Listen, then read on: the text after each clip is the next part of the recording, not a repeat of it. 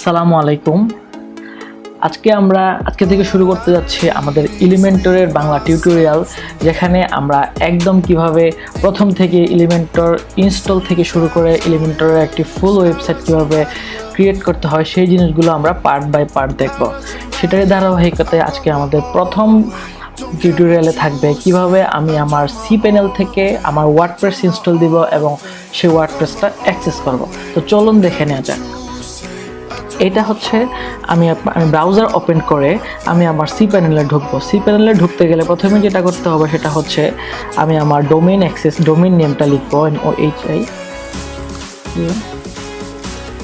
Mohibullah Noman.com। এটা হচ্ছে আমার ডোমেইন নেম এবং সেটার পরে আমি একটা কলম দিয়ে সেখানে আমি 2083 এটা হচ্ছে সি প্যানেলে ঢোকার লিঙ্ক। আপনার ডোমেইন নেম কোলন 2083 আমি এন্টার দেওয়ার পরে আমার সি প্যানেলটার ড্যাশবোর্ড ওপেন হবে। এখানে ইউজার নেম এবং পাসওয়ার্ড চাবে। আপনি আপনার ইউজার নেম এবং পাসওয়ার্ডটা দিবেন। আমার ইউজার নেম পাসওয়ার্ড দিয়ে সেভ করা আছে। আমি এখানে লগ ইন করব। এটা হচ্ছে আমার সি প্যানেলের ড্যাশবোর্ড। তো আমি আমার সি প্যানেল থেকে যদি আমি প্রথমেই আমার একটা ওয়ার্ডপ্রেস ইনস্টল করতে যাই, সেটার জন্য আমাকে একদম শেষের লাস্টে চলে যেতে হবে। এখানে আছে ওয়ার্ডপ্রেস। আমি ওয়ার্ডপ্রেসে ক্লিক করলাম।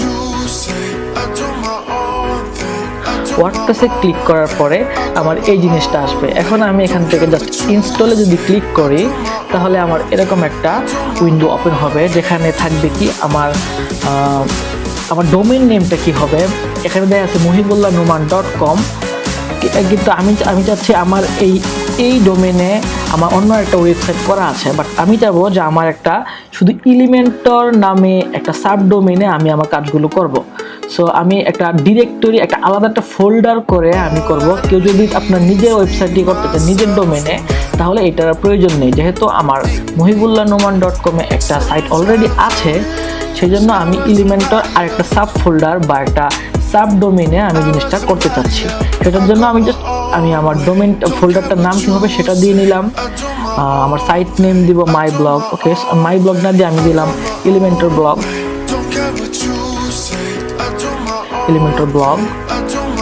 এখানে দিয়ে দিলাম welcome to my Elementor blog.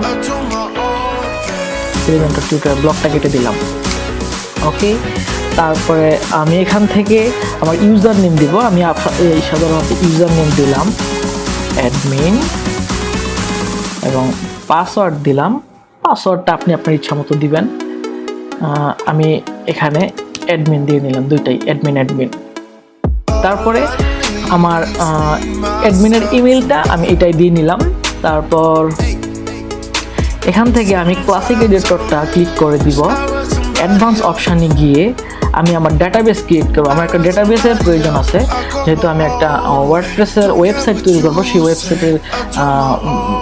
ওয়েবসাইটটার জন্য আমার একটা ডাটাবেসের প্রয়োজন আছে। আমি আমার ডাটাবেসটার নাম দিব এলিমেন্টর। আর বাকি যা আছে সবই বাই ডিফল্ট যেভাবে আছে ওইভাবেই রাখবো এবং ফাইনালি ইনস্টলে ক্লিক করবো। ওকে, আচ্ছা, সেটা বলতেছে যে ডেটাবেজের নেম 7টা লেটারের বেশি হওয়া যাবে না। সো আমি যেহেতু ডেটাবেজের নেম দিয়েছিলাম এলিমেন্টর, সেখানে আমাকে করতে হবে কি, এখানে 7টা লেটারের বেশি হয়ে গেছে, আমাকে 7 লেটারের কম দিতে হবে। আমি এখানে দিব জাস্ট WP, মানে হচ্ছে ওয়ার্ডপ্রেসের শর্ট ফর্ম দিলাম আমি WP। এবার আমি ইনস্টল দিই আবারও।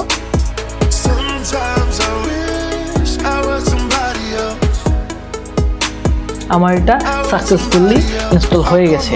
এবার আমি যাব আমার যদি এই লিঙ্কটাতে ক্লিক করি তাহলে আমার ওয়ার্ডপ্রেসের ড্যাশবোর্ডে চলে যাবে, অথবা এটা হচ্ছে এখানে থেকে, অথবা আমি যদি ম্যানুয়ালি যেতে চাই তাহলে MOHI আমার ডোমেইন নেম / আমি একটা ফোল্ডারের নেম দিয়েছিলাম, যেহেতু আমার সাব ডোমেইনে করা, সেটা হচ্ছে এলিমেন্টর এলিমেন্টর /WP-admin। এটা হচ্ছে লিঙ্ক অ্যাডমিন ড্যাশবোর্ডে প্রবেশ করার। সেম জিনিসটা এটা এবং এটা। ওকে, এখানে সে আমার এটা ডিরেক্ট ঢুকে গেছে, কারণ আমার এটা অলরেডি সাইন ইন করা। যদি নেক্সট টাইম আমি এখানে ঢুকতে যাই, আমি লগ আউট করে নেই, আমি এখান থেকে লগ আউট করে নিয়েছি। এখন যদি এরকম আসে, আমি আমার ইউজার নেম এবং পাসওয়ার্ড কি দিয়েছিলাম, ইউজার নেম দিয়েছিলাম অ্যাডমিন এবং পাসওয়ার্ডও দিয়েছিলাম অ্যাডমিন। আমি লগ ইন করলাম, এই যে ঢুকে গেল আমার ওয়ার্ডপ্রেসের ড্যাশবোর্ডে। তো এটাই ছিল আমার ওয়ার্ডপ্রেস ইনস্টলের ফার্স্ট পার্ট। থ্যাংক ইউ সবাইকে।